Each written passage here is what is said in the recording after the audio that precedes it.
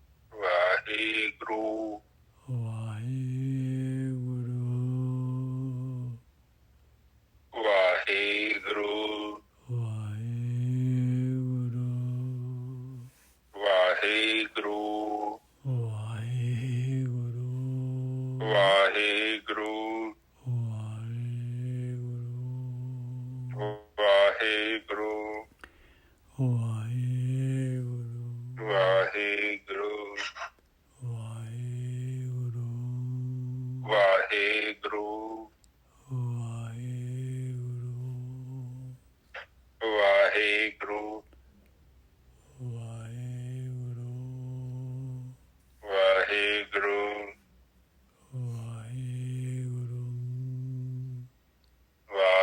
ਵਾਹਿਗੁਰੂ ਵਾਹਿਗੁਰੂ ਵਾਹਿਗੁਰੂ ਵਾਹਿਗੁਰੂ ਵਾਹਿਗੁਰੂ ਵਾਹਿਗੁਰੂ ਵਾਹਿਗੁਰੂ ਹੁਣ ਸਾਧ ਸੰਗਤ ਤੁਸੀਂ ਚੁੱਪ ਹੋ ਜਾਓ। ਵਾਹਿਗੁਰੂ ਵਾਹਿਗੁਰੂ ਵਾਹਿਗੁਰੂ ਵਾਹਿਗੁਰੂ